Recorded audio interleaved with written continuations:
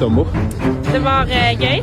Vi gjorde jo det vi pleier å gjøre med drill. Hva gjorde han der inne da? Han var skytter, så han trykket på avtrekknappen.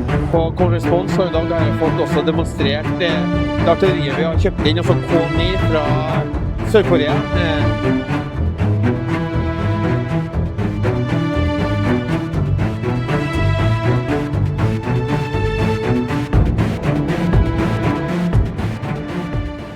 지난 5월 27일 경남 창원 하나에어로스페이스 제2공장, 여기에 예상치 못한 인물이 떴습니다. 바로 스웨덴 국방부 차관 페테르 산드발인데요. 못 들어보셨을 것 같은데 저도 마찬가지입니다. 중요한 건 이 사람이 왜 왔냐는 건데, 스웨덴 무기 수입을 총괄하는 부서가 K9 자주포 생산 라인을 직접 쭉 한 바퀴 돌고 시승까지 한 뒤 구매 추진 의사를 확실하게 밝히고 왔다는 것이죠. 요즘 하도 K방산이 잘 나가는 데다가 K9 자주포 하면 이미 글로벌 1위 점유율로 유명하니 별 대단한 소식이 아닌 것 같은데, 사실 여기에는 한 가지 반전이 있습니다. 구매 잠재국 자체가 바로 스웨덴이라는 건데요. 스웨덴은 자주포 종주국 중 하나로 본인들 손으로 만든 세계 최고급 차륜형 자주포 아처를 가지고 있는 나라이기 때문입니다. 우크라이나 전쟁에서 게임 체인저로 불리며 러시아군의 간담을 서늘하게 만들고 있는 그 아처의 보유국인 것인데, 그 본주국 국방차관이 왜 굳이 K9에 이토록 지대한 관심을 내비치는 것일까요? 이는 단순히 지나가는 길에 들리는 수준의 쇼맨십이 아닌 또 다른 숨겨진 진짜 반전이 있었습니다. 그럼 오늘 그 소식 리얼리즘에 한번 빠르게 살펴보겠습니다.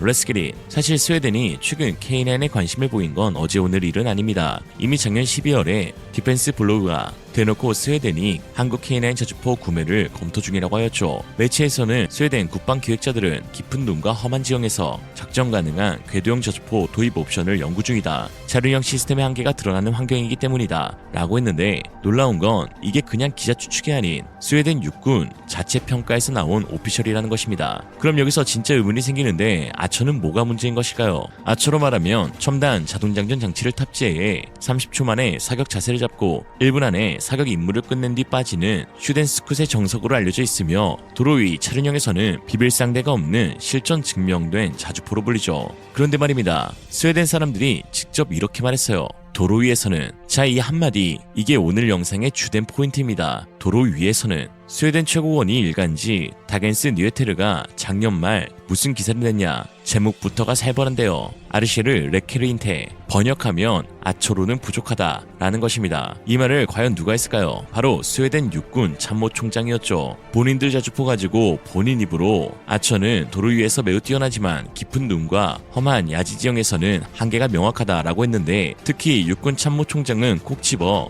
북부 지형에서 궤도형 자주포 없이 작전하는 것은 적의 표적이 될 위험을 높인다. 그러므로 궤도, 트랙, 무한 궤도형 자주포가 필요하다라고 언급했습니다. 그러나 사실 여기까지는 어디까지나 그냥 종이 위의 계획으로 궤도형을 검토하겠다 수준이었는데, 놀라운 건 현재 그것을 넘어 스웨덴 차관이 한국행 비행기표를 끊을 정도까지 되었던 충격적인 사건이 바로 이어지는데, 2026년 2월 말부터 3월에 걸쳐 열린 북극 나토 연합훈련 콜드 리스폰스 2026이 바로 그것입니다. 콜드 리스폰스, 이름 그대로 추위에 응답하는 훈련으로 노르웨이가 주도하는 북극권 나토 대규모 연합훈련입니다. 특히 올해는 진짜 의미가 남달랐는데, 스웨덴이 이번에 나토 가입 후 처음으로 콜드 리스폰스에 참가했기 때문입니다. 게다가 이번 훈련 규모가 어마어마했는데, 영국 코만도, 미 해병대, 독일, 프랑스, 노르웨이, 핀란드, 스웨덴 다 들어온 데다 자주포만 봐도 독일 펜저비치 2000, 프랑스 세자르, 스웨덴 아처, 그리고 노르웨이와 핀란드의 K9 등 사실상 자주포의 월드컵이 열린 셈이었죠. 더 중요한 건 위치가 북극이라는 데 있습니다. 비즈니스 인사이더 현장 기자 제이크 에스프타인이 노르웨이 세트르모의 사격장에서 직접 송구한 기사를 보면, 노르웨이 국방군 작전사령부 환경 담당관 마리안네 벨가 노르웨이에서 진행한 훈련 중에서 날씨로만 따지면 역대 최악 중 하나가 되어가고 있다라고 언급했는데요.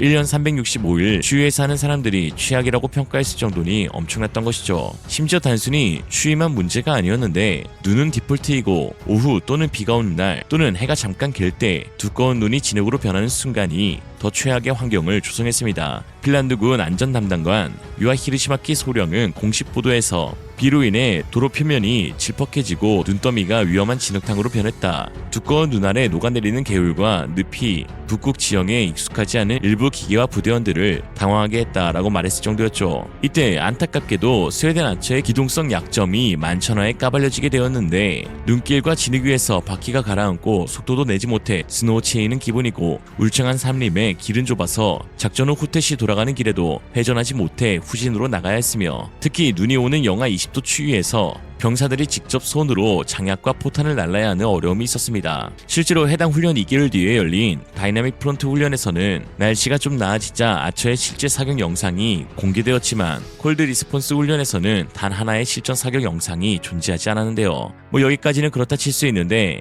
가장 큰 결정타가 훈련 끝나고 나온 스웨덴군 내부 보고서에서 터지게 됩니다. 훈련에 참가한 스웨덴 보된 포병연대 수소 소위 올로프 쉐를링은 아처에게 부족한 것은 전술적 기동성에 대한 보장이다라면서 한국의 K9을 콕 집어 한국의 K9 썬더 같은 궤도형 시스템을 핀란드와 노르웨이가 이미 운용 중이고 이런 시스템은 기동부대의 공격을 따라가며 어디서든 관접 화력 지원을 보장할 수 있다고 했죠. 특히 탄약 적재로 고생했던 아처 포병 부대원들을 떠올리며 K9 썬더는 48발을 적재할 수 있는 반면 아처는 21발에 그친다 라고 했고 한마디 더 얹어 K9 썬더는 중앙축 선회와 우수한 야지 기동성을 가지고 있어 은폐된 지형에서 더 쉽게 기동하고 적의 대화력 전이 영향을 미치기 전에 후퇴할 수 있다라고 했죠. 글만 봐도 부러움이 뚝뚝 떨어지는데 누가 보면 하나 측에서 로비라도 한 줄 알 정도입니다. 실제로 이번 훈련에 참가한 모든 국가들이 부러워할 만한 K9에 대한 놀라운 장면도 포착되었는데 바로 나토 사무총장 마르크 류터가 훈련 현장을 방문했고 K9 자주포에 직접 탑승해 심지어 사격까지 본인이 진행한 후 따봉을 날리면서 극찬했다는 것입니다. 현장에는 아처는 물론 독일 펜저비치 2000, 프랑스 세자르까지 있었는데요. 그러나 류터가 직접 올라타서 직접 사격 버튼을 누른 자주포는 노르웨이군 K9이었죠. 나토 사무총장이 진열된 수많은 동맹국 무기 중에서 K9을 골라 탔다는 건 단순히 사진 한 장 더 받고 격려하는 수준을 넘어서 K9이 사실상 나토 표준 화력체계임을 인증한 것이라 봐도 무방하죠. 한국의 무기체계인데 말입니다.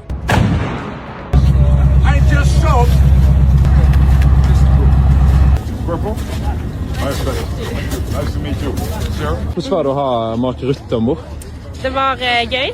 Vi gjorde jo det vi pleier å gjøre med drill. Hva gjorde han der inne, da? Han var skytter, så han trykket på avtrekknappen etter at en av crewet hadde ladet kanonen. Så fikk han ordre om step aside fire, så trykket han på knappen. Satser på at han traff bra. Han syntes det var spennende at det var mange kvinner i lederstillinger i det norske forsvaret. Har dere hatt en større hedersgjest i vogna tidligere? Nei, det har vi faktisk ikke. For to hadde jo kronprins i går, da. Så, men ja. Grei erstatning for det, da? Ja, det vil jeg nå si. 실제로 이 장면을 본 노르웨이 사람들은 매우 즐거워했는데 노르웨이 국방부 장관 토레오 산드비크는 한국에서 도입한 K9이 이번 훈련 중 최고의 퍼포먼스를 보여줬다며 극찬을 남겼습니다. 이건 진짜 잘했을 때 나오는 반응이었죠. På Cold Response så i dag har jeg fått også demonstrert det artilleriet vi har kjøpt inn, altså K9 fra Sør-Korea, som fungerer veldig godt. Veldig imponert å se hvordan norske soldater håndterer det. Vi bygger nå raskt opp Forsvaret. Et enstemmig storting har stilt seg bak forsvarsløftet. Det var godt å se at de kapasitetene vi kjøper, de er nå på plass. Så kommer det mer. Nå har vi også kjøpt langtrekkende presisjonsdrill som kan skyte 500 km. Vi bygger nå ut nye bygg, lager, fyller opp med ammunisjon, og så trener vi flere soldater. På Cold Response så øver vi i å operere sammen med allierte. 14 nasjoner, 32 000 soldater her i Norge og i Finland, og i lufta til sjøs med. Så vi blir sterkere sammen med NATO. Vi kommer til å forsvare hver centimeter av NATOs territorium som noen skulle angripe.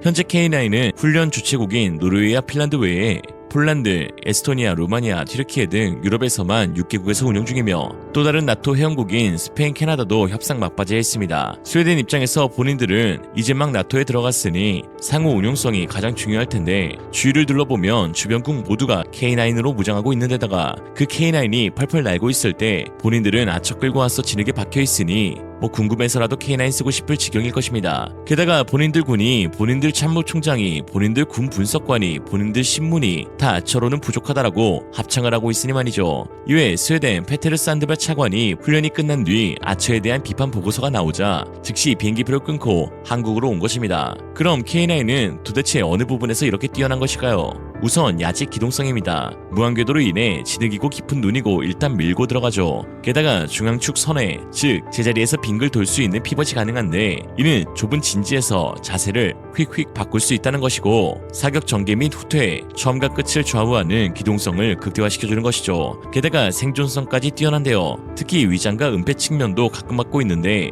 노르웨이 포병대대 작정 장교 카이아르네 슈에트의 소령은 감시 및 공격 드론이 그 어느 때보다 중요해짐에 따라 포병은 위장과 은폐에 더 중점을 두기 시작했다라면서 자주포 킬러인 드론을 피하기 위해서는 잘 숨어야 하고 잘 숨기 위해서는 예측 가능한 도로 옆 뻔한 자리가 아니라 숲 안쪽 깊숙한 곳에 들어가야 하기에 K9의 생존성이 훨씬 뛰어나다고 했습니다. 이렇게 전세계 포병 교리에 정답치기가 되어가고 있는 한국의 K9, 과거를 생각하면 감개무량할 수밖에 없는데요. 현재 2026년 예상 수출 규모 56조 원 세계 4위 방산 강국인 한국이지만 불과 몇십 년 전까지만 해도 모든 무기체계를 외국에 의존해오던 나라였습니다. 제대로 된 전차나 자주포는커녕 소총 하나도 만들지 못했던 한국이 이제 북극권 한복판에서 나토 사무총장의 손가락이 사격 버튼을 누르는 그 영광의 무기를 만들고 있으니 단순히 그냥 무기를 잘 판다는 수준을 넘어 이제 무기를 정의하는 나라가 됐다는 신호가 되어가고 있습니다. 나토 표준을 만드는 자리에 한국이 앉기 시작했다는 것이죠. 영하 30도 진흙탕에서 검증된 표준, 나토 사무총장이 직접 인증한 표준, 그 표준에 K가 붙어있다는 사실, 정말 웅장히 가슴에 집니다. 오늘의 한 줄 평, 뭐 이쯤 되면 솔직히 중국도 K9 사고 싶을 듯. 이상으로 리얼리즘이었습니다. 여러분의 생각은 어떠신가요? 현명하고 지혜로운 여러분의 의견을 지금 댓글에 남겨주세요. 감사합니다.